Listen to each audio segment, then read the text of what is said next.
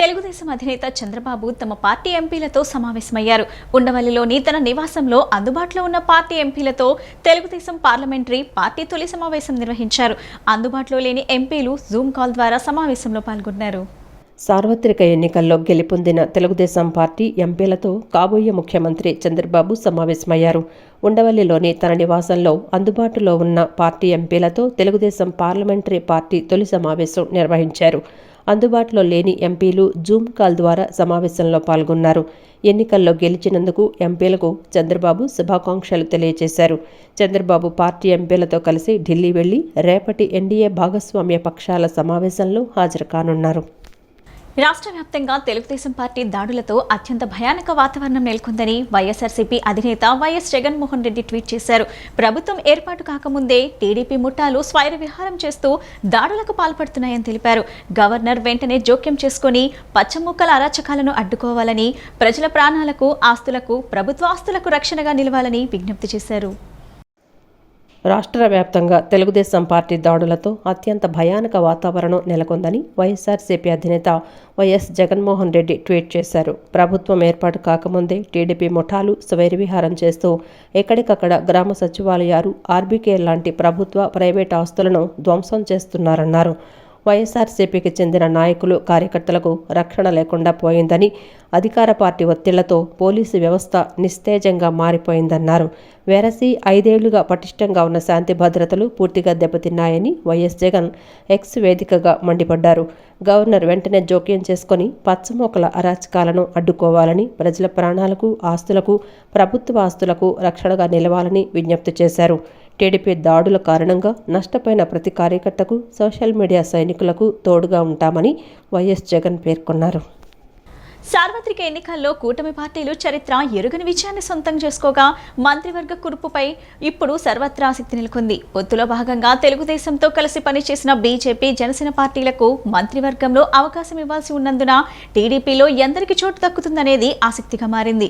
ఎక్కువ మంది అభ్యర్థులు భారీ విజయాలు నమోదు చేసినందున ఈసారి మంత్రివర్గంలో స్థానం దక్కించుకునేందుకు నేతల మధ్య తీవ్ర పోటీ నెలకొనే పరిస్థితి కనిపిస్తుందన్నారు.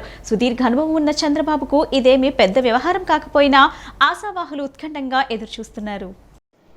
వారం రోజుల్లోగా ముఖ్యమంత్రిగా ప్రమాణ స్వీకారం చేయనున్న చంద్రబాబు మంత్రివర్గంలో మిత్రపక్షాలైన జనసేన, బీజేపీ భాగస్వాములవుతాయా?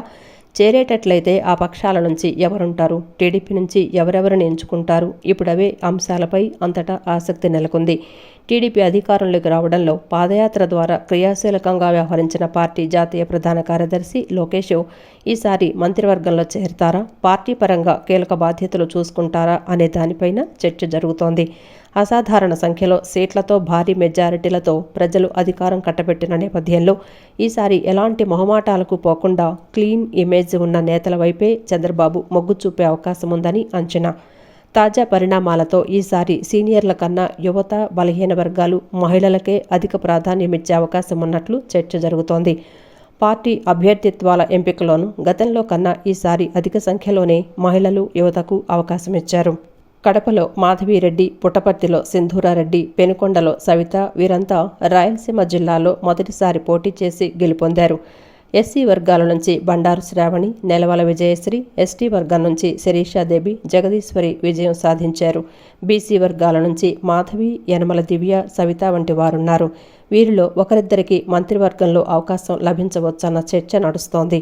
ఒకప్పుడు ఫ్యాక్షన్కి పేరొందిన రాయలసీమ నుంచి ఈసారి అధిక సంఖ్యలో మహిళలు ఎన్నికయ్యారు.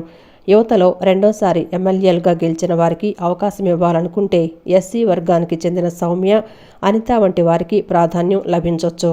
విజయనగరం నుంచి గెలుపొందిన పార్టీలో అత్యంత సీనియర్ నేత అశోక గజపతిరాజు కుమార్తె అదితి గజపతిరాజు పేరు పరిశీలనలోకి రానున్నట్లు సమాచారం. టీడీపీలో ఉమ్మడి జిల్లాల ప్రాతిపదికన శ్రీకాకుళం నుంచి అచ్చెన్నాయుడు, కోన రవికుమార్, విజయనగరం నుంచి మురళీమోహన్, ఆర్వీఎస్కే రంగారావు, కళా వెంకట్రావు, విశాఖపట్నం జిల్లా నుంచి గంటా శ్రీనివాసరావు, అయ్యన్న పాత్రుడు, పల్లా శ్రీనివాసరావు, తూర్పుగోదావరి జిల్లా నుంచి యనమల రామకృష్ణుడు, చినరాజప్ప, జ్యోతుల నెహ్రూ, బుచ్చయ్య చౌదరి, నల్లమిల్లి రామకృష్ణారెడ్డి, పశ్చిమ గోదావరి నుంచి పితాని సత్యనారాయణ, నిమ్మల రామానాయుడు, రఘురామకృష్ణరాజు, కృష్ణా జిల్లా నుంచి కొలుసు పార్థసారథి, గద్దె రామ్మోహన్, కొల్లు రవీంద్ర, బోండా ఉమ, శ్రీరామ్ తాతయ్య, గుంటూరు జిల్లా నుంచి కన్నా లక్ష్మీనారాయణ, ఆనందబాబు, ధూళిపాళ నరేంద్ర, ఎరప తిరుపతినేని శ్రీనివాసరావు, శ్రావణ్ కుమార్ల పేర్లు సహజంగా పరిశీలనలో ఉండొచ్చన్న చర్చ జరుగుతోంది. ఇక లోకేష్ మంత్రివర్గంలో ప్రాతినిధ్యం వహిస్తారా లేదా అన్న దాన్ని బట్టి గుంటూరు జిల్లాలో ఇంకొందరు సీనియర్ పేర్లు పరిశీలించవచ్చు. ప్రకాశం జిల్లా నుంచి గొట్టిపాటి రవికుమార్, సాంబశివరావు, విజయకుమార్, బాల వీరాంజనేయ స్వామి, నెల్లూరు నుంచి నారాయణ, రామనారాయణ రెడ్డి, చంద్రమోహన్ రెడ్డి, చిత్తూరు జిల్లా నుంచి నల్లారి కిషోర్ కుమార్ రెడ్డి, అమర్నాథ్ రెడ్డితో పాటు ఎస్సీ వర్గం నుంచి ఒకరిని పరిశీలనలోకి తీసుకునే అవకాశం ఉంది. అనంతపురం జిల్లా నుంచి కేశవ, కాలువ శ్రీనివాసులు, పరిటాల సునీత, కర్నూలు జిల్లా నుంచి కోట్ల సూర్యప్రకాష్ రెడ్డి, బీసీ జనార్దన్ రెడ్డి, కడప జిల్లా నుంచి సుధాకర్ యాదవ్, మాధవిరెడ్డి, భూమిరెడ్డి రామ్గోపాల్ రెడ్డి తదితరుల పేర్లు పార్టీ వర్గాల చర్చల్లో ఉన్నాయి. చంద్రబాబు కుటుంబంపై తప్పుడు విమర్శలు చేసిన వారిని వదిలే ప్రసక్తే లేదని టీడీపీ నేత బుద్ధా వెంకన్న స్పష్టం చేశారు. కూటమి విజయం మోడీ, చంద్రబాబు, పవన్ కు అంకితమని అన్నారు. ఇక జగన్ జీవితం జైలుకే అని, జగన్ 3 జన్మలెత్తినా సరే తరగని శిక్షలు పడతాయని బుద్ధా వెంకన్న వ్యాఖ్యానించారు. నిత్యం రాష్ట్ర ప్రజల కోసం పోరాడేది చంద్రబాబు కుటుంబమేనని మాజీ ఎమ్మెల్సీ, తెలుగుదేశం పార్టీ రాష్ట్ర ప్రధాన కార్యదర్శి బుద్ధా వెంకన్న స్పష్టం చేశారు. జగన్ ఇక రాజకీయ సన్యాసం తీసుకోవటమే ఉత్తమమన్నారు. విజయవాడలోని పశ్చిమ నియోజకవర్గంలో ఉన్న ఆయన కార్యాలయంలో ఏర్పాటు చేసిన విలేకరుల సమావేశంలో ఆయన మాట్లాడుతూ ఏపీలో ఎన్నికలకు సంబంధించి ప్రజల తీర్పు ఎలా ఉందో చూశారన్నారు. ఈ ఎన్నికలలో ఆరా మస్తాన్ సర్వే ఏమైందో చూశారన్నారు.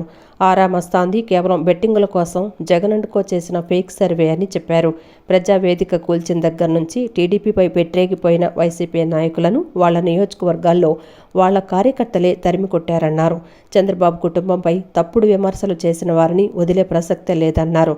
చంద్రబాబును అసెంబ్లీలో వైఎస్ రాజశేఖర రెడ్డి ఫినిష్ చేస్తానని అన్నాడు. కానీ భగవంతుడు వైఎస్ను లేకుండా చేశాడన్నారు. జగన్ కూడా చంద్రబాబుపై అనేక వ్యాఖ్యలు చేశాడు. కానీ ఇప్పుడు ప్రతిపక్ష హోదా కూడా లేకుండా దేవుడు చేశాడన్నారు. చంద్రబాబు కుటుంబం రాష్ట్ర ప్రజల కోసం ఎప్పుడు పోరాడుతూనే ఉంటుందన్నారు. ఈరోజు కేంద్రంలో కూడా చంద్రబాబు కీ రోల్ పోషిస్తున్నాడు అంటే మాకు అంతకంటే ఆనందం లేదన్నారు. పవన్ను 3 పెళ్లిళ్ళు అని విమర్శించాడు. కానీ ఇప్పుడు జగన్కు ఏకు మీద మేకై కూర్చున్నాడని, అది పవన్ కళ్యాణ్ అంటేనని అన్నారు. ఇక జగన్ జీవితం జైలుకేనన్నారు. జగన్ 3 జన్మలెత్తినా సరే తరగని శిక్షలు పడతాయన్నారు. కానీ చంద్రబాబు కుటుంబాన్ని విమర్శించిన ఈ కృష్ణా జిల్లాలో ఉన్న పిచ్చి కుక్కల్ని మాత్రం వదిలేది లేదన్నారు. త్వరలోనే సజ్జల రామకృష్ణారెడ్డి జైలుకు వెళ్తాడన్నారు. 2024 జూన్ 4న తెలుగుదేశం పార్టీ 2 వచ్చిందని, ఇప్పటి వరకు ఉన్నది పార్ట్ 1. ఇంకో 45 సంవత్సరాలు టీడీపీకి తిరుగులేదన్నారు. ఎన్నికల ముందు, కౌంటింగ్కి ముందు 2 రోజుల ముందు ఏదైతే ఆరా మస్తాను వైసీపీ ప్రభుత్వం వస్తాదని చెప్పాడో అది జగన్మోహన్ రెడ్డి, పెద్దిరెడ్డి, సజ్జల రామకృష్ణారెడ్డి, అలాగే విజయసాయి రెడ్డి, సుబ్బారెడ్డి కలిసి వాళ్ళు ఎన్నికల్లో అయినటువంటి ఖర్చు వెనక్కి లాక్కోవడానికి వైసీపీ శ్రేణులతో పందాలు కట్టించి ఆ డబ్బుని వాళ్ళ ఖాతాలో వేసుకున్నారు. నేను ముందే చెప్పాను, అప్రమత్తంగా ఉండండి.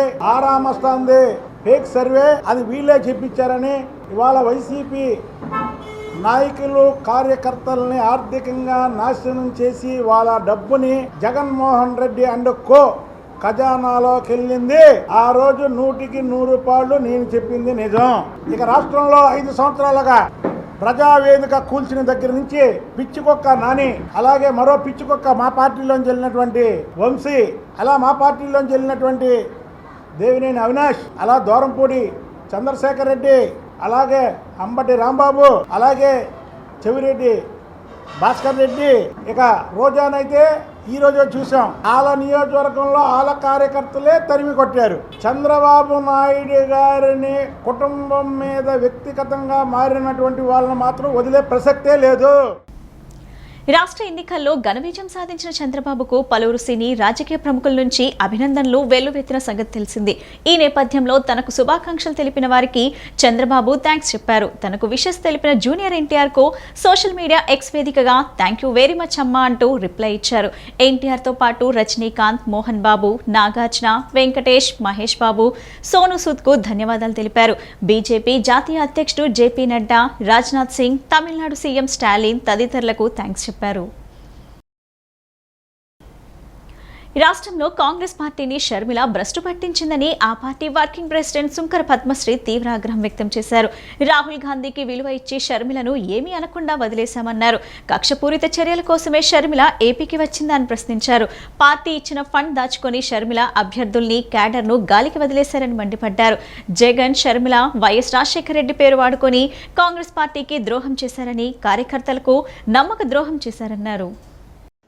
కాంగ్రెస్ పార్టీ కార్యాలయంలో పీసీసీ చీఫ్ షర్మిలకు వ్యతిరేకంగా ఆ పార్టీ నాయకులు నిరసన తెలిపారు. రాహుల్ గాంధీ, సోనియా గాంధీ చిత్రపటాలకు పాలాభిషేకం చేశారు. షర్మిల కాంగ్రెస్ను భ్రష్టు పట్టించిందని వర్కింగ్ ప్రెసిడెంట్ సుంకర పద్మశ్రీ తీవ్ర ఆగ్రహం వ్యక్తం చేశారు.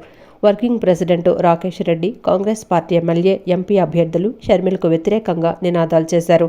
అనంతరం వారు మీడియాతో మాట్లాడారు. 2014 నుంచి కాంగ్రెస్ పార్టీని వాడుకొని పదవులు అనుభవించి డబ్బు సంపాదించుకున్న నాయకులు మోసం చేసి వెళ్లిపోయినా తాము ఏనాడు బాధపడలేదన్నారు. ప్రాణాలకు లెక్క చేయకుండా మోడీ, జగన్ రెడ్డి లాంటి వాళ్లు తమపై ఎన్ని కేసులు పెట్టి వేధించినా భయపడకుండా కాంగ్రెస్ పార్టీ కోసం పనిచేశామన్నారు. సరైన వారికి టికెట్లు ఇవ్వకుండా, కష్టకాలంలో పనిచేసిన వారికి అండగా లేకుండా పార్టీ ఇచ్చిన ఫండ్ దాచుకొని షర్మిల అభ్యర్థుల్ని, క్యాడర్ను గాలి కొదిలేశారని ఆరోపించారు. షర్మిల కాంగ్రెస్ పార్టీకి ద్రోహం చేశారన్నారు. కేవలం డబ్బులు ఎజెండాగా పెట్టుకున్నారో, కక్ష సాధింపుగా పెట్టుకున్నారో ఆమె వచ్చి సమాధానం చెప్పాలన్నారు. పార్టీ క్యాడర్కు తాను న్యాయం చేయలేకపోయానని, రాష్ట్ర వర్కింగ్ ప్రెసిడెంట్ పదవికి రాజీనామా చేయడానికి సిద్ధమయ్యానని తెలిపారు. ఇంతమందిని మోసం చేసిన షర్మిల కూడా నైతిక బాధ్యతగా తన పదవికి రాజీనామా చేయాలని డిమాండ్ చేశారు. పిసిసి అధ్యక్షురాలు షర్మిల గారు పిసిసి అధ్యక్షులుగా నియమించబడ్డారు. దాని తర్వాత ఇక్కడ ఉన్న నాయకులందరూ కూడా వివిధ జిల్లాల నుంచి, అదేవిధంగా అసెంబ్లీ స్థాయిలో కూడా అందరూ కూడా పెద్ద ఎత్తున ఆవిడ ఘన స్వాగతం పలికి. ఎందుకంటే రాహుల్ గాంధీ గారు మమ్మల్ని అందరం కూడా పిలిచి ఢిల్లీలో పిసిసి అధ్యక్షులుగా షర్మిల గారిని కాంగ్రెస్ పార్టీకి తీసుకుంటున్నాం. దాని తర్వాత అధ్యక్షులుగా నియమించడం జరిగింది. పార్టీ హైకమాండ్ గౌరవించి ఇక్కడున్న ప్రతి ఒక్క కాంగ్రెస్ కార్యకర్త కూడా ఇవాళ ఆనాడు రాష్ట్రంలో కూడా ఆవిడ కోసం పనిచేయడం జరిగింది, కాంగ్రెస్ పార్టీ అభివృద్ధి కోసం. కానీ తీరా మేము చూసుకున్నట్టయితే 2 నెలల తర్వాత ఆవిడ నిజస్వరూపం అందరికీ కూడా తెలిసి వచ్చింది. ఆవిడకు ఉన్నటువంటి టీము, ఆవిడ వ్యవహార శైలి, ఆవిడ మితిమీరిన అహంకారం ఒకసారి మనం చూసుకున్నట్లయితే కాంగ్రెస్ అభ్యర్థులు కాంగ్రెస్ కోసం పనిచేసిన ఏ ఒక్కరికి కూడా కాంగ్రెస్ పార్టీ ఎలక్షన్లో అవకాశం ఇవ్వకుండా కొత్త వారిని తీసుకొచ్చి, మీరు చూసుకుని వివిధ జిల్లాల్లో కూడా అనేక సీట్లు కూడా మార్పిణీ చేసి కొత్త వారికి కూడా సీట్లు ఇచ్చి ఇవాళ ఈ పరిస్థితి మనం చూసి ఆంధ్రప్రదేశ్ రాష్ట్రంలో దాదాపు 1.5 ఓట్ షేర్ అసెంబ్లీకి త్యాగాలు చేసినటువంటి కుటుంబం ప్రాణాలు పోతాయని తెలిసి కూడా భారత్ జోడో యాత్ర, భారత్ న్యాయ యాత్ర చేస్తే నేను కూడా ఆయనతో పాటు కలిసి భారతదేశం అంతా కూడా నడిస్తే మేమందరం కూడా ఈ రోజున ఈ విధంగా మమ్మల్ని క్షోభ పెట్టి ఏమి సాధిస్తూ ఉందో, కేవలం డబ్బులే ఎజెండాగా పెట్టుకుందో, కేవలం ఒక కక్షపూరితమైనటువంటి చర్యకు మాత్రమే ఆంధ్రప్రదేశ్కి వచ్చిందో మాకెవరికి అర్థం కావట్లా. దీనికి సమాధానం చెప్పాలి. నిజంగా నేను ఈ రోజున చాలా ఉన్నతమైనటువంటి పదవిలో ఉన్నా, నేను ఇన్ఛార్జిగా ఉన్నటువంటి జిల్లాల్లో నా పార్టీ కోసం కష్టపడినటువంటి నాయకులకి, కార్యకర్తలకి నేను న్యాయం చేయలేకపోయాను. ప్రతిరోజు వాళ్ళతో పని చేయించుకున్నాం, కేసులు పెట్టించుకున్నారు. అందరూ కూడా వాళ్ళకి టికెట్లు ఇచ్చే విషయంలో ఎంతమంది పెద్దలతో మాట్లాడినా, షర్మిలతో మాట్లాడినా, మాణిక్యం ఠాకూర్తో మాట్లాడినా, సిడబ్ల్యూసీ మెంబర్లు 5 ఉన్నారు. ఇంకా పార్టీ పెద్దలు కేంద్ర మంత్రులుగా చేసిన వాళ్ళు ఉన్నారు, మాజీ రాష్ట్ర మంత్రులుగా చేసిన వాళ్ళు ఉన్నారు. వాళ్ళందరికీ ఫోన్లు చేసి సార్ వాళ్ళందరికీ న్యాయం చేయాలి అంటే ఒక్కళ్ళు కూడా పట్టించుకోకుండా ఈ విధంగా క్యాడర్ని మొత్తం గాలి కొదిలేసినటువంటి పరిస్థితి చూస్తాం. ఎన్నికల్లో ప్రజలు వైకాపాకు తగిన బుద్ధి చెప్పారని బీజేపీ ఎమ్మెల్యే ఆదినారాయణ రెడ్డి విమర్శించారు. ఓటమితో జగన్ రాజకీయ జీవితంపై తీవ్ర ప్రభావం పడిందని, కేసుల భయం ఆయనలో స్పష్టంగా కనిపిస్తుందన్నారు. అతి త్వరలోనే వైకాపాను జగన్ భాజపాకు సరెండర్ చేస్తారని, వారంలోనే పులివెందుల్లో కూడా వైకాపా ఉనికి కోల్పోయే పరిస్థితి వస్తుందన్నారు. వివేక హత్య కేసును త్వరగా తేల్చి దోషులకు శిక్ష పడేలా చేస్తామని ఆదినారాయణ రెడ్డి తెలిపారు. పులివెందుల్లో కూడా వైఎస్ఆర్ కాంగ్రెస్ పార్టీ నామరూపాలు లేకుండా పోబోతోందని వైసీపీ నాయకులంతా బీజేపీలోకి క్యూ కడుతున్నారని జమ్మలమడుగు ఎమ్మెల్యే ఆదినారాయణ రెడ్డి వ్యాఖ్యానించారు. విజయవాడలోని బీజేపీ రాష్ట్ర కార్యాలయానికి వచ్చిన ఆయన బీజేపీ రాష్ట్ర సంఘటన ప్రధాన కార్యదర్శి మధుకర్జీ, రాష్ట్ర ప్రధాన కార్యదర్శి సన్నారెడ్డి, దయాకర్ రెడ్డితో భేటీ అయ్యారు. ఆదినారాయణ రెడ్డిని బీజేపీ రాష్ట్ర నేతలు శాలువాతో సత్కరించారు. ఈ సందర్భంగా మీడియాతో మాట్లాడిన ఆయన బీజేపీకి 10 స్థానాల్లో 8 అసెంబ్లీ స్థానాల్లో గెలుపు కూటమికి బలాన్ని చేకూర్చిందన్నారు. ఇప్పటికే బీజేపీలో చేరుతామని జమ్మలమడుగులో క్యూ కడుతున్నారని తెలిపారు. రాష్ట్రంలో కూటమి గెలుపునకు పవన్ కళ్యాణ్ తోడ్పడ్డారని వెల్లడించారు. రాష్ట్రంలో పుష్ప సినిమా రీతిలో స్మగ్లింగ్ చేశారని, వైసీపీ అన్ని వ్యవస్థలను నిర్వీర్యం చేసిందని మండిపడ్డారు. వారం రోజుల్లోపే వైసీపీ ఎమ్మెల్యేలు జంపింగ్కి సిద్ధమవుతున్నారని, పులివెందులలో కూడా వైసీపీ నామరూపాలు లేకుండా పోబోతోందని వ్యాఖ్యానించారు. వచ్చినట్టు అప్పులు చేసినాడు, ఇష్టం వచ్చినట్టు జగన్ రెడ్డి తప్పులు చేసినాడు. నేను బటన్ నొక్కినా అని పోలింగ్ తర్వాత 4 రోజుల తర్వాత కూడా లండన్కు పోతూ నాకు 151 కంటే ఎమ్మెల్యేలు ఎక్కువ వస్తాయి, 22 ఎంపీల కంటే ఎక్కువ ఎంపీలు వస్తాయన్నాడు. 2 కలిపి 11 + 4 15 కూడా రాలేదు. అంటే ఆయన ఆలోచన కొన్ని ఛానళ్లను మేనేజ్ చేసుకొని ఖచ్చితంగా వైఎస్ఆర్ పాలన వస్తుందని ఊగదంపుడు ఉపన్యాసం ఎండైంది. ఈ రాష్ట్రానికి మంచి జరగాల్సిన అవసరం వచ్చింది. కేంద్రం ఇచ్చిన ఇండ్లు కూడా కట్టకుండా తను మాత్రము బోడిగుండు చేసి ఋషికొండలో ఇల్లు కట్టాలనుకునేది ఇప్పటికే అది స్టాప్ అయింది. ఇండ్ల నిర్మాణం జరగాల. గ్రామీణ ఉపాధి పథకాన్ని కూడా తొంగలో దొక్కినాడు. జలజీవన్ మిషన్ను తొంగలో దొక్కినాడు. కేంద్రం ఇచ్చిన ఆయుష్మాన్ భారత్ కార్డు వాటిని తుంగలో దొక్కినాడు. పోలవరం కట్టలేకపోయినాడు. అమరావతిని భ్రష్టు పట్టించాడు, అగ్గి పెట్టినాడు దానికి. అనాలోచిత నిర్ణయాలతో ఉద్యోగులు ప్రజల జీవితాలతో చెలగాటమాడిన వైకాపా ప్రభుత్వానికి వారే తగిన రీతిలో బుద్ధి చెప్పారని ఏపీటీఎఫ్ రాష్ట్ర అధ్యక్షురాలు సిహెచ్ మంజుల అన్నారు. సంస్కరణల పేరిట విద్యారంగాన్ని సర్వనాశనం చేయడంతో దాదాపు 10 లక్షల మంది విద్యార్థులు ప్రభుత్వ పాఠశాలలకు దూరమయ్యారని తెలిపారు. ఎన్నికల్లో ఘన విజయం సాధించిన చంద్రబాబు నేతృత్వంలోని కూటమి ప్రభుత్వం ఉపాధ్యాయ, ఉద్యోగ సమస్యలను పరిష్కరించాలని విజ్ఞప్తి చేశారు. రోడ్డు మీదకి వచ్చి ఒక ఉద్యమానికి చేద్దామంటే కేసులు విపరీతంగా పెట్టిన సందర్భము. రెండో వైపు వీళ్ళు పాఠాలు చెప్పటం లేదు, కేవలం వాళ్ళ సౌకర్యాల కోసం అడుగుతున్నారని ఇంకొక రకంగా ప్రచారము. వేల కొద్ది జీతాలు వీళ్ళకి ఇస్తున్నామని పాంప్లెట్లు పంచిన పరిస్థితి గత ప్రభుత్వంలో చూసాం మనం. ఈ లోపాలన్నిటి ఫలితంగానే ఈ రోజున వాళ్ళు అధికారాన్ని కోల్పోవడం కూడా జరిగింది. గత 2-3 సంవత్సరాల నుంచి చూసినట్లయితే ఈ విద్యా సంస్కరణల పేరుతో గత ప్రభుత్వం ప్రవేశపెట్టిన అనేక జీవోల ఫలితంగా 10 లక్షల మంది విద్యార్థులు ప్రభుత్వ పాఠశాల నుంచి ప్రైవేటు పాఠశాలలకి వెళ్ళారు. దీనికి 117 జీవో అనేది తీవ్ర విఘాతాన్ని కలిగించింది విద్యా వ్యవస్థకు అనేది అనేక మార్లు ఏపీటీఎఫ్గా మేము రిప్రజెంట్ చేసిన పరిస్థితుల్లో కూడా వాళ్ళు వెనక్కి తీసుకోకుండా ఒక రకంగా ప్రైమరీ పాఠశాలని నాశనం చేసే పరిస్థితికి తీసుకొచ్చారు. సార్వత్రిక ఎన్నికల్లో యావత్ భారతదేశ ప్రజలు కాంగ్రెస్ పార్టీకి పరోక్షంగా పట్టం కట్టారని కాంగ్రెస్ పార్టీ నగర అధ్యక్షులు నరహర్శెట్టి నరసింహారావు అన్నారు. బీజేపీకి 400 పైన సీట్లు వస్తాయంటూ ప్రచారం చేసిన బీజేపీని ప్రజలు కట్టడి చేశారని తగిన గుణపాఠం చెప్పారన్నారు. మున్ముందు కూడా ప్రజల కష్టసుఖాల్లో అండగా ఉంటూ ప్రజల పక్షాన కాంగ్రెస్ పార్టీ ఎప్పుడూ ముందుంటుందన్నారు. ఆంధ్రరత్న భవన్లో కాంగ్రెస్ పార్టీ నగర అధ్యక్షుడు నరహర్శెట్టి నరసింహారావు విలేకరుల సమావేశం నిర్వహించారు. సమావేశంలో ఆయన మాట్లాడుతూ చంద్రబాబు ఎన్నికల్లో గెలుపొందగానే మోడీ వద్దకు వెళ్లారని, రాష్ట్ర ప్రయోజనాలు కాపాడాలనుకుంటే ఆయన వెళ్లాల్సింది రాహుల్ గాంధీ వద్దకని చెప్పారు. కాంగ్రెస్ పార్టీ రాహుల్ గాంధీ వల్లే రాష్ట్రానికి ప్రత్యేక హోదా, విభజన హామీలు అమలవుతాయన్నారు. రాష్ట్ర ప్రజల శ్రేయస్సు కోసం చంద్రబాబు తన మైండ్ సెట్ను మార్చుకొని జాతీయ స్థాయిలో హామీ ఇచ్చిన కాంగ్రెస్ పార్టీకి మద్దతు పలకాలన్నారు. ప్రజాస్వామ్యాన్ని, రాజ్యాంగాన్ని కాపాడాలని కోరారు. కాంగ్రెస్ పార్టీకి ఓటింగ్ శాతం పెరిగిందన్నారు. కడప ఫ్యాక్టరీ ఇస్తాం, విద్యా సంస్థ ఇస్తాం అనేటటువంటి ఒక జాతీయ స్థాయిలో రాహుల్ గాంధీ గారు హామీ జరిగింది. అది తూచా తప్పకుండా అమలు చేసేటటువంటి బాధ్యత వారు తీసుకున్నారు. ఇవాళ వీళ్ళకి నిజంగా రాష్ట్ర ప్రయోజనాలే అవసరం అనుకుంటే వాడ చంద్రబాబు నాయుడు గారు ఎక్కడికి వెళ్ళాలి? రాహుల్ గాంధీ గారు ఉన్నటువంటి ఇండియా కూటమికి మద్దతు ఇవ్వాలి. పవన్ కళ్యాణ్ గారు నేను ఏది తీసుకొస్తానని చెప్పి ఆయన ఎవరికి మద్దతు ఇవ్వాలి? ఇండియా కూటమికి మద్దతు ఇవ్వాలి. ఏడు విద్యుత్ ఉంటే, రాష్ట్ర ప్రయోజనాలు కాపాడాలనుకుంటే ఇవాళకైనా వాళ్ళ మైండ్ సెట్ మార్చుకుని జాతీయ స్థాయిలో హామీ ఇచ్చినటువంటి రాహుల్ గాంధీ గారి యొక్క ప్రజాస్వామ్యాన్ని రక్షించేటటువంటి పార్టీ, రాజ్యాంగ విలువలను కాపాడే పార్టీ, ఈ దేశ సమైక్యతకు సమగ్రతకు పాటుపడే పార్టీ, ఎక్కడ కూడా హింసకు తావు లేకుండా పాలన తీసుకెళ్ళినటువంటి శక్తి కాంగ్రెస్ పార్టీ ఉంది. కాబట్టి వాళ్ళు పునరాలోచన చేయాలని ఇవాళ ఎవడైతే ఎన్డీఏ కూటమిలో పనిచేస్తాం మేము లైన్ అవుతామని చెబుతున్నాడు చంద్రబాబు నాయుడు గారు కానీ, లేకపోతే కూడా పవన్ కళ్యాణ్ గారు పునరాలోచన చేయాలని కూడా కాంగ్రెస్ పార్టీ మేము డిమాండ్ చేస్తాం. రండి, వాళ్ళు రాహుల్ గాంధీ గారు ప్రత్యేక హామీలు ఇస్తానన్నాడు. అనంతరం కాంగ్రెస్ పార్టీ నాయకులు మాట్లాడుతూ ప్రజా తీర్పును గౌరవిస్తున్నామని, తమ నాయకులు కార్యకర్తలు సమిష్టిగా పనిచేశారన్నారు. ప్రత్యేక హోదా వల్లే రాష్ట్రం సర్వతోముఖాభివృద్ధి కాంగ్రెస్ పార్టీ వల్లే సాధ్యమవుతుందన్నారు.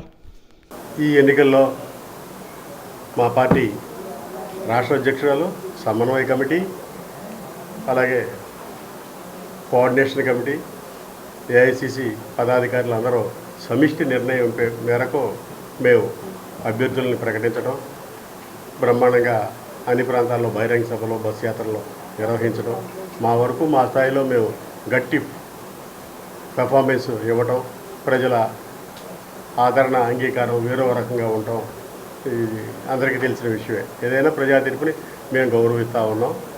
మా నాయకులు మాత్రం శక్తి వంచన లేకుండా కృషి చేశారు. వాళ్ళందరికీ మేము ధన్యవాదాలు కృతజ్ఞతలు తెలియజేసుకుంటాం. ఈ కూటమికి వెళ్ళడం చాలా దుర్మార్గమైన చర్య. ఎందుకంటే అతనికి 2 ఛాన్సులు ఉన్నాయి ఇప్పుడు. ఒకటి, కాంగ్రెస్ పార్టీ త్యాగం చేసి మరి మోడీకి వ్యతిరేకంగా, ఈ మోడీ విధానాలకు వ్యతిరేకంగా, రాజ్యాంగానికి వ్యతిరేకంగా అతను చేస్తున్న పనులంటికి వ్యతిరేకంగా కాంగ్రెస్ పార్టీ పోరాడాలని నిర్ణయం తీసుకుంది. కాబట్టి ఎవరైనా సరే మేము కాంగ్రెస్ పార్టీ 100 సీట్లు ఉన్నా, 99 సీట్లు ఉన్నా మేము ముఖ్యమంత్రి, ప్రధానమంత్రి అవ్వకుండా ఎవరికైనా ఇవ్వడానికి సిద్ధంగా ఉన్న ఈ రోజుల్లో నువ్వు వచ్చిన అవకాశాన్ని ఉపయోగించుకోకుండా నువ్వు ప్రత్యేక హోదా తేకపోతే నువ్వు చరిత్రహీనుడు అవుతావు. మరి ప్రత్యేక హోదా ఇచ్చే పరిస్థితి మోడీకి లేదు. మోడీ చెప్పాడు, ఈసారి ముఖ్యంగా కొండ ప్రాంతాల్లోనే ప్రత్యేక రాష్ట్రం ఇస్తాం తప్ప ప్లెయిన్ ప్రాంతాల్లో ఇవ్వని చాలా కరాఖండిగా చెప్పారు. అందుకని ఇవ్వని బీజేపీతో మీరు కలవటం చాలా దుర్మార్గం. జ్యోతిష్యం అబద్ధం, మోసం, బూటకమని ప్రపంచంలోనే ఇంతవరకు ఎక్కడ జ్యోతిష్యం నిజమని నిరూపితం కాలేదని ఏపీ హేతువాద సంఘం అధ్యక్షులు నార్నె వెంకట సుబ్బయ్య తెలిపారు. అశాస్త్రీయమైన జ్యోతిష్యాన్ని ఆధారంగా తీసుకొని కొంతమంది తమ పొట్టకూటి కోసం ప్రజలను రకరకాలుగా మోసం చేస్తున్నారని అన్నారు. జ్యోతిష్యాన్ని అడ్డుపెట్టుకుని అనేక మంది కోట్ల రూపాయలు సంపాదిస్తున్నారని తెలిపారు. 2024 ఎన్నికల ఫలితాలపై జ్యోతిష్యులు చెప్పిన లెక్కలన్నీ తప్పాయని, వాస్తవ ఫలితాలతో పోల్చుకుంటే పూర్తి విరుద్ధంగా ఉన్నాయన్నారు. ఏపీ హేతువాద సంఘం ఆధ్వర్యంలో గాంధీనగర్లోని ప్రెస్ క్లబ్లో విలేకరుల సమావేశం నిర్వహించారు. సమావేశంలో ఏపీ హేతువాద సంఘం అధ్యక్షులు నార్నె వెంకట సుబ్బయ్య మాట్లాడుతూ జ్యోతిష్యం పేరుతో రకరకాలుగా మోసం చేస్తున్నారని అన్నారు. ఇంతవరకు జ్యోతిష్యం నిరూపించబడలేదన్నారు. 1975లో జ్యోతిష్యం అశాస్త్రీయం, బూటకమని 175 మంది ప్రపంచ శాస్త్రజ్ఞులు ప్రకటించారని, అందులో 19 మంది నోబెల్ అవార్డు గ్రహీతలు ఉన్నారని తెలిపారు. 2024 ఎన్నికల్లో ఏ పార్టీకి ఎన్ని సీట్లు వస్తాయో ఖచ్చితంగా చెప్పేవారికి ప్రెస్ క్లబ్లో సన్మానం చేస్తామని ప్రకటించడం జరిగిందన్నారు. 2 జ్యోతిష్యులు పంపించారని, అందులో హైదరాబాద్కు చెందిన కంట వెంకటాచలపతి పంపించిన జ్యోతిష్యంలో వైసీపీకి 128, టీడీపీకి 39, జనసేనకు 5, బీజేపీకి 2, ఇతరులకు 1 వస్తుందని పేర్కొన్నారన్నారు. మడకశిర నుంచి రఘునందన్ రావు పంపిన జ్యోతిష్యంలో వైసీపీకి 50 సీట్లు, టీడీపీకి 105 సీట్లు, జనసేనకు 15, బీజేపీకి 3, ఇతరులకు 2 వస్తాయని చెప్పారని, ఈ జ్యోతిష్య ఫలితాలన్నీ వాస్తవ ఫలితాలకు పూర్తి భిన్నంగా ఉన్నాయన్నారు. జ్యోతిష్యం అశాస్త్రీయమని ఇది రుజువైందన్నారు. ప్రజలను భయభ్రాంతులకు గురిచేసి మోసం చేసేవారిని అరెస్టు చేసి కఠినంగా శిక్షించాలన్నారు. వీరు మానసిక రోగులు కాబట్టి వారిని ఆసుపత్రికి పంపాలన్నారు. మోసం, అశాస్త్రీయం ఇంతవరకు ప్రపంచంలోనే నిరూపించబడలేదు. ఇలాంటి దాన్ని మేము హేతువాద సంఘము మొన్న ఎలక్షన్స్ జరిగిన రోజు 175 మందిలో ఏ పార్టీకి ఎన్ని సీట్లు వస్తే ఖచ్చితంగా చెప్పగలిగిన జ్యోతిష్యుడిని విజయవాడ ప్రెస్ క్లబ్లో సన్మానం చేస్తామని మేము ప్రకటించడం జరిగింది. 2-3 పంపారు. ఇప్పుడు మీరు చూశారు కదా, ఈ రకంగా ఇంకోటి వచ్చింది. ఇంకొక ఆయనేమో ఏదో రాశాడు, ఇంకొక ఆయన హైదరాబాద్ నుంచి ఒక ఆయన రాస్తాడు, నా నోటి నుంచి పొద్దున్నే వచ్చిన వాక్కు నిజమవుతుంది అని ఆయన రాస్తూ వైసీపీ అధికారంలోకి వస్తుంది, చంద్రబాబుకి 39, టీడీపీకి 39 సీట్లు వస్తాయని ఆయన రాసుకొచ్చాడు. ఆయన ఏం రాశాడంటే వైసీపీకి 128, టీడీపీకి 39, జనసేనకి 5, బీజేపీకి 2 వస్తాయి, ఇతరులకు 1 అని ఆయన హైదరాబాద్ నుంచి పేరు కంట వెంకటచలపతి అని రాసుకొచ్చాడు. తర్వాత రఘునందన్ రావు మడకశిర నుంచి, అనంతపురం మడకశిర నుంచి అనంతరం న్యాయవాది రాజేంద్ర ప్రసాద్ మాట్లాడుతూ డార్విన్ సిద్ధాంతాలను సిలబస్లో నుంచి తొలగిస్తూ జాతకాలు వాస్తు శాస్త్రాలను సిలబస్గా పెట్టేందుకు ప్రయత్నిస్తున్నారని అన్నారు. మూఢనమ్మకాల వల్ల ప్రజలు నష్టపోతున్నారని తెలిపారు. అనేకమైనటువంటి విషయాలను ముందుకు తీసుకొస్తా ఉన్నారు. రాజకీయ నాయకులు కూడా వాటిని బలపరుస్తున్నారు, ముందుకు తీసుకుపోతా ఉన్నారు. వీటన్నిటికీ ప్రజలు ఆలోచించాల్సినటువంటి అవసరం ఉన్నది. మూఢనమ్మకాల నుంచి బయటపడాల్సినటువంటి అవసరం ఉన్నది. శాస్త్రీయ ఆలోచనల్ని మనం నేర్చుకోవాల్సినటువంటి అవసరం ఉన్నది. సైన్స్కి అగ్రతాంబూలం ఇవ్వాల్సినటువంటి అవసరం ఉన్నది అనేటువంటి దాంట్లో ఏపీ హేతువాద సంఘం కృషి చేస్తూ ఉన్నది. అందుకని ఈ జాతకాలు ఏ విధంగా తప్పు అనే దానికి ఇటువంటి కార్యక్రమాల ద్వారా ప్రజల్లో తీసుకువెళ్ళటానికి ప్రయత్నం చేస్తూ ఉంది. మనందరం దీన్ని బలపరచాల్సినటువంటి అవసరం ఉన్నది. ప్రభుత్వాలు కూడా శాస్త్రీయ విజ్ఞానాన్ని సైన్స్ని ముందుకు తీసుకురావాల్సినటువంటి అవసరం ఉన్నదని ప్రజలు కూడా డిమాండ్ చేయాల్సినటువంటి అవసరం, దానికి రీత్యా కూడా పోరాటాలు చేయాల్సిన అవసరం ఉన్నదని చెప్తూ శాస్త్రీయ విజ్ఞానం కోసం సైన్స్ అభివృద్ధి కోసం మనందరం కలిసి పాటుపడాల్సినటువంటి అవసరం ఉందని చెప్తూ మీ అందరికీ ధన్యవాదాలు. వార్తలు ముగించే ముందు ముఖ్యాంశాలు మరోసారి. ఏపీ హేతువాద సంఘం ఆధ్వర్యంలో గాంధీనగర్లోని ప్రెస్ క్లబ్లో విలేకరుల సమావేశం నిర్వహించారు. సమావేశంలో ఏపీ హేతువాద సంఘం అధ్యక్షులు నార్న వెంకట సుబ్బయ్య మాట్లాడుతూ జ్యోతిష్యం పేరుతో రకరకాలుగా మోసం చేస్తున్నారని అన్నారు. ఇంతవరకు జ్యోతిష్యం నిరూపించబడలేదన్నారు. 1975లో జ్యోతిష్యం అశాస్త్రీయం బూటకమని 175 మంది ప్రపంచ శాస్త్రజ్ఞులు ప్రకటించారని, అందులో 19 మంది నోబెల్ అవార్డు గ్రహీతలు ఉన్నారని తెలిపారు. 2024 ఎన్నికల్లో ఏ పార్టీకి ఎన్ని సీట్లు వస్తాయో ఖచ్చితంగా చెప్పేవారికి ప్రెస్ క్లబ్లో సన్మానం చేస్తామని ప్రకటించడం జరిగిందన్నారు. 2 జ్యోతిష్యులు పంపించారని, అందులో హైదరాబాద్కు చెందిన కంట వెంకటాచలపతి పంపించిన జ్యోతిష్యంలో వైసీపీకి 128, టీడీపీకి 39, జనసేనకు 5, బీజేపీకి 2, ఇతరులకు 1 వస్తుందని పేర్కొన్నారన్నారు. మడకశిర నుంచి రఘునందన్ రావు పంపిన జ్యోతిష్యంలో వైసీపీకి 50 సీట్లు, టీడీపీకి 105 సీట్లు, జనసేనకు 15, బీజేపీకి 3, ఇతరులకు 2 వస్తాయని చెప్పారని, ఈ జ్యోతిష్య ఫలితాలన్నీ వాస్తవ ఫలితాలకు పూర్తి భిన్నంగా ఉన్నాయన్నారు. జ్యోతిష్యం అశాస్త్రీయమని ఇది రుజువైందన్నారు. ప్రజలను భయభ్రాంతులకు గురిచేసి మోసం చేసేవారిని అరెస్టు చేసి కఠినంగా శిక్షించాలన్నారు. వీరు మానసిక రోగులు కాబట్టి వారిని ఆసుపత్రికి పంపాలన్నారు. మోసం అశాస్త్రీయం ఇంతవరకు ప్రపంచంలోనే నిరూపించబడలేదు. ఇలాంటి దాన్ని మేము హేతువాద సంఘము మొన్న ఎలక్షన్స్ జరిగిన రోజు 175 మందిలో ఏ పార్టీకి ఎన్ని సీట్లు వస్తే ఖచ్చితంగా చెప్పగలిగిన జ్యోతిష్యుడిని విజయవాడ ప్రెస్ క్లబ్లో సన్మానం చేస్తామని మేము ప్రకటించడం జరిగింది.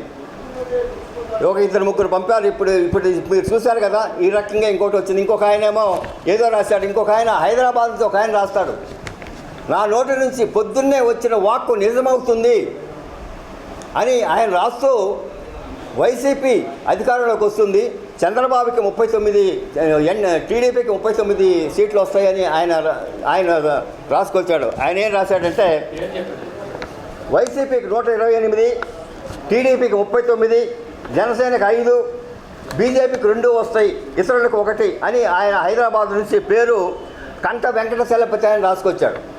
తర్వాత రఘునందన్ రావు మడకశిర నుంచి, అనంతపురం మడకశిర నుంచి. అనంతరం న్యాయవాది రాజేంద్ర ప్రసాద్ మాట్లాడుతూ డార్విన్ సిద్ధాంతాలను సిలబస్లో నుంచి తొలగిస్తూ జాతకాలు వాస్తు శాస్త్రాలను సిలబస్గా పెట్టేందుకు ప్రయత్నిస్తున్నారని అన్నారు. మూఢనమ్మకాల వల్ల ప్రజలు నష్టపోతున్నారని తెలిపారు. అనేకమైనటువంటి విషయాలను ముందుకు తీసుకొస్తా ఉన్నారు.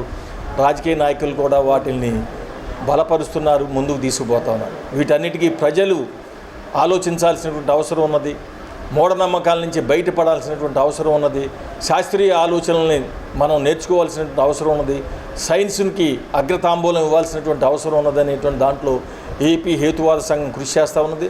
అందుకని ఈ జాతకాలు ఏ విధంగా తప్పు అనే దానికి ఇటువంటి కార్యక్రమాల ద్వారా ప్రజల్లో తీసుకువెళ్ళటానికి ప్రయత్నం చేస్తూ ఉంది. మనందరం దీన్ని బలపరచాల్సినటువంటి అవసరం ఉన్నది. ప్రభుత్వాలు కూడా శాస్త్రీయ విజ్ఞానాన్ని సైన్స్ని ముందుకు తీసుకురావాల్సినటువంటి అవసరం ఉన్నదని ప్రజలు కూడా డిమాండ్ చేయాల్సినటువంటి అవసరం, దానికి రీత్యా కూడా పోరాటాలు చేయాల్సిన అవసరం ఉన్నదని చెప్తూ శాస్త్రీయ విజ్ఞానం కోసం సైన్స్ అభివృద్ధి కోసం మనందరం కలిసి పాటుపడాల్సినటువంటి అవసరం ఉందని చెప్తూ మీ అందరికీ ధన్యవాదాలు. ఈ బులెటిన్ ఇంతటితో సమాప్తం. తిరిగి మరో బులెటిన్ కలుద్దాం. నమస్కారం.